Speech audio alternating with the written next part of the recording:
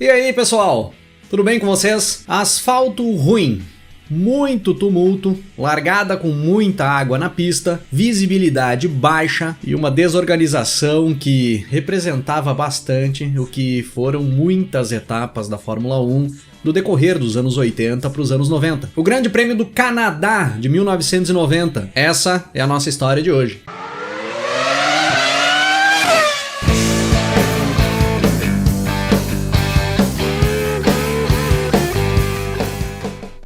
O Grande Prêmio do Canadá era a quinta etapa do Campeonato Mundial de Fórmula 1 de 1990, com data marcada para o dia 10 de junho, no circuito Gilles Villeneuve, em Montreal. Neste momento do campeonato, Ayrton Senna, com a McLaren, liderava a tabela do Mundial, com 22 pontos conquistados até então. O Senna tinha vencido até ali 2 das 4 primeiras etapas da temporada. Vinha em um bom aproveitamento brasileiro nesse início de campeonato. O seu principal rival ali naquele momento, o francês Alain Prost, atual campeão mundial, no ano de 1990 não era mais companheiro do Senna na McLaren. O Prost tinha deixado a equipe inglesa e partido para fazer uma carreira dentro da Ferrari. E não vinha com um bom aproveitamento nesse início de temporada. O Prost era apenas o 4º colocado na tabela do Mundial. Tinha conquistado 12 pontos até então, tinha uma vitória e 2 abandonos. Entre os dois rivais ali na tabela do Mundial, nós tínhamos o austríaco Gerhard Berger, que era companheiro do Senna na McLaren, na segunda posição com 16 pontos conquistados, e o francês Jean Alesi, da Tyrrell, na terceira posição na tabela. A grande sensação daquele início de temporada de 1990. O Alesi já tinha feito grandes performances e tinha 13 pontos conquistados. E a quinta etapa do Mundial, o Grande Prêmio do Canadá, de 1990, foi uma daquelas etapas que teve todo tipo de problema que poderia ter. Muitas reclamações, tanto dos pilotos quanto da FISA, pelo estado do asfalto ali naquele momento. As reclamações já tinham vindo de anos anteriores ainda, e nada da organização do Grande Prêmio melhorar a qualidade do asfalto, que era muito irregular e causava um desgaste excessivo nos carros. Além disso, ali naquele período, a organização do Grande Prêmio estava enfrentando uma greve por parte dos Marshals, por desentendimentos que tinham ocorrido dentro do Auto Clube de Quebec. E aí, para não ficar sem Marshals no decorrer do evento, a organização do Grande Prêmio faz um recrutamento emergencial de novos Marshals por anúncios de classificados nos jornais locais. Então os caras que chegavam ali para trabalhar no resgate dos carros, no resgate dos pilotos no decorrer do evento, eram pessoas que tinham mínima experiência ou nenhuma experiência na função. Dentro da McLaren já existia ali um grande desentendimento do Senna com a Honda. O Senna vinha reclamando desde o início do ano que o motor Honda que vinha sendo utilizado ali naquela temporada vinha tendo perda de potência no decorrer da corrida. E o Berger também entrou junto com o Senna nessa reclamação. A Honda acabou levando de volta para a fábrica os motores utilizados nas primeiras etapas, supostamente fez a análise nesses motores e soltou um comunicado para todo mundo dizendo que os motores estavam ok, que não tinha problema nenhum. E aí toda a mídia que recebeu essa informação da Honda foi para cima do Senna ali naquele momento,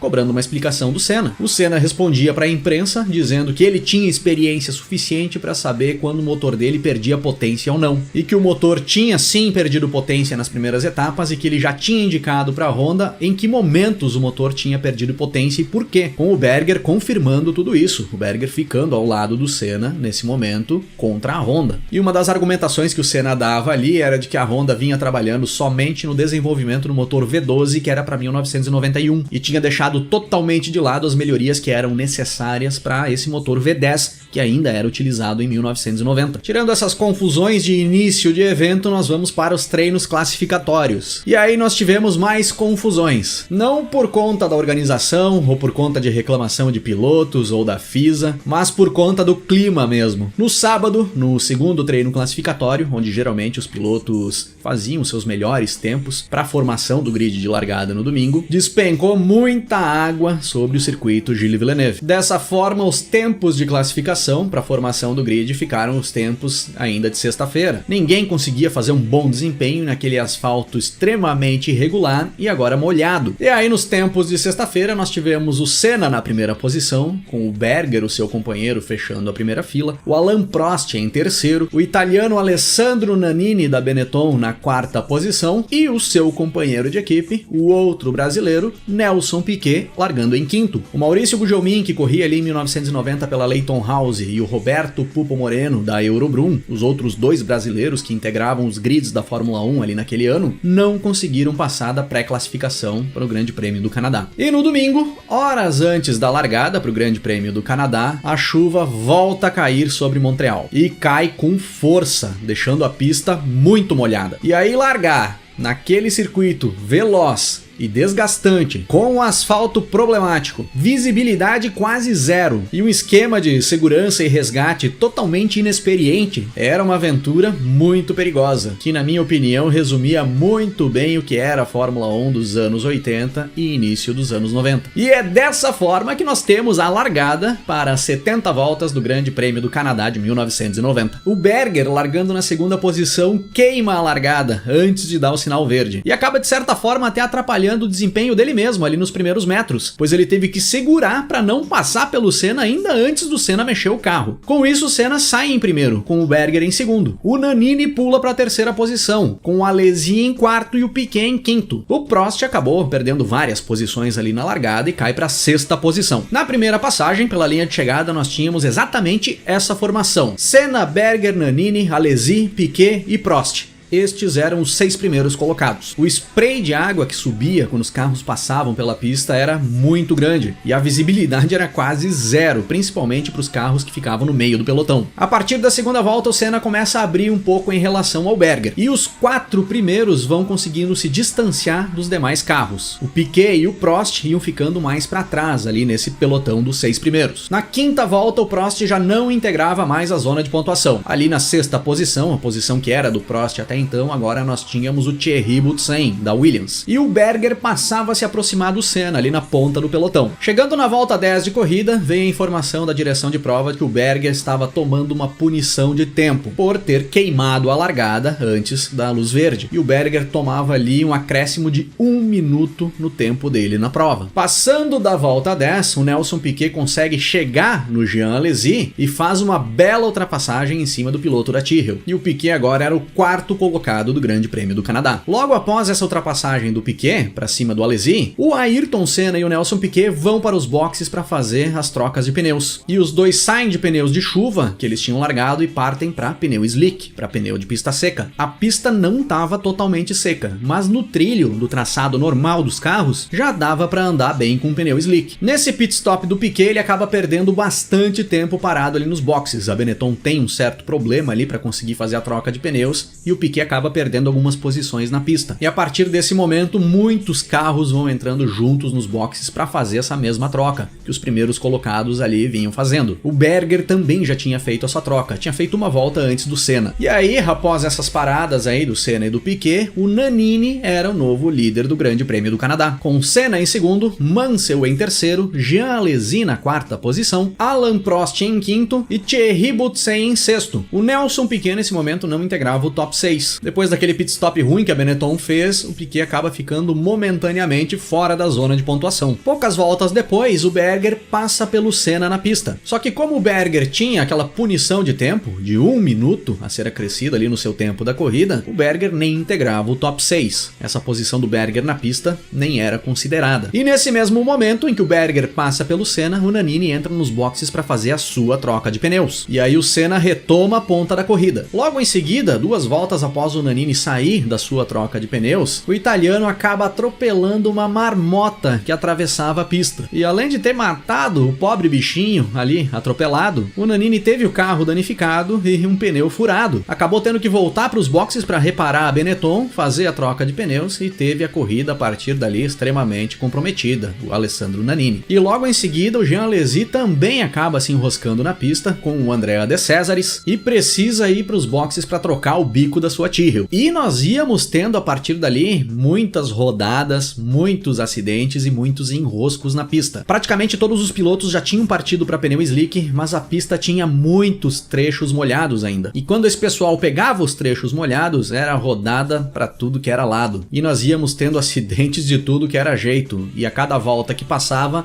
menos carros ficavam na pista. Nesse momento da corrida, o Berger era o líder do pelotão na pista. Mas na tabela, o Senna liderava, com o Prost na segunda posição, o Thierry Boutsen em terceiro, atacando o Prost, tentando tomar a segunda posição do francês. O Piquet já era o quarto colocado, vinha se recuperando muito bem daquele prejuízo que ele tinha tomado ali no pit stop. O Mansell era o quinto e o Derek Warwick era o sexto colocado. E tudo isso tinha acontecido e nós não tínhamos percorrido nem 20 voltas ainda do Grande Prêmio do Canadá. Na volta 20 nós temos um acidente impressionante. O Thierry Boutsen, tentando fazer uma manobra de ultrapassagem para cima do Alain Prost para tomar a segunda posição do francês, bota o Williams numa parte molhada da pista, perde a aderência do carro com o asfalto, roda e atinge em cheio Nicola Larini. O Prost, por sorte, saiu ileso ali desse acidente entre o Boutsen e o Larini. Logo em seguida, no mesmo local, o Jean Alesi roda com a sua Tyrrell. Dá uma bela rodada ao Alesi, mas consegue voltar com o carro para a pista e seguir na corrida. Chegando na volta 25, o Prost passava a ter a sua segunda posição ameaçada pelo Piquet e pelo Mansell, que iam chegando no francês. E o Prost vinha perdendo desempenho porque ele estava com problema na refrigeração dos freios. Quando o Prost fez a troca dos pneus de chuva para pneu slick, os mecânicos esqueceram de abrir os tampões dos dutos de freio. E aí o Prost vinha sofrendo com superaquecimento dos freios ali naquela parte da corrida. Passando da volta 25, o Alessandro Nannini sofre um acidente impressionante. Bota o carro na pista molhada para fazer uma ultrapassagem, perde o controle do carro e dá em cheio na barreira de pneus no lado da pista. E logo em seguida, no mesmo local, o Jean Alesi sofre um acidente mais impressionante ainda. O Alesi faz exatamente a mesma manobra que o Nannini tinha tentado fazer, bota o carro na pista molhada,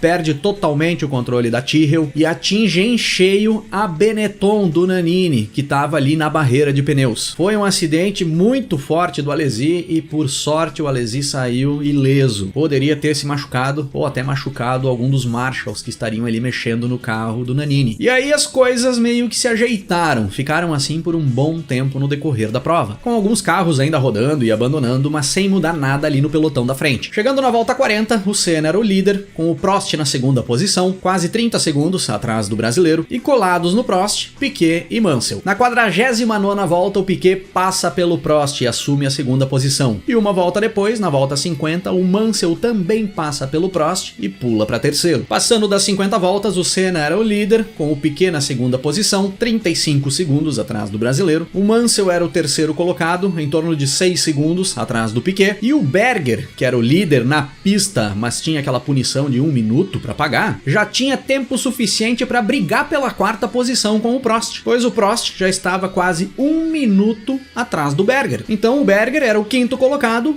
poucos segundos atrás do Prost na tabela de classificação. Chegando na volta 65, o Mansell chega no Piquet e começa a brigar pela segunda posição. Mas o Piquet se defende bem, fecha os espaços do Mansell, que acaba cometendo alguns erros e ficando para trás. E nas últimas 5 voltas, o Senna tira o pé do acelerador, administra o ritmo e vai na boa para fechar 70 voltas do Grande Prêmio do Canadá na primeira posição, com Nelson Piquet em segundo e Nigel Mansell em terceiro. O Berger, na última volta da corrida, fez a melhor volta da prova e terminou na quarta posição, após ter aquele 1 minuto de acréscimo de tempo no tempo total da sua prova. Na tabela de classificação, o Berger ficou 1 segundo na frente do Prost, o quinto colocado. Com este resultado, o Senna aumentava sua vantagem na liderança, na tabela do Mundial, indo para 31 pontos contra 19 pontos do seu companheiro de equipe, o Berger, que era o segundo colocado, e o Piquet buscava ali o seu primeiro pódio correndo pela Benetton, pulando para a quinta posição na tabela do Mundial. Era ali a 99ª prova que o Senna disputava em sua carreira na Fórmula 1, e o Senna fazia ali a sua pole de número 46. Em 99 corridas disputadas até aquele momento, o Senna tinha largado na ponta em 46 delas, e fazia ali também a sua vitória de número 23. E claro, um dos fatos mais importantes para nós brasileiros desse Grande Prêmio do Canadá é que foi ali que nós tivemos a última dobradinha formada por Senna e Piquet na história da Fórmula 1. A dupla brasileira que mais fez dobradinhas no momento em que o Brasil mandava nas pistas da categoria mais importante do automobilismo mundial.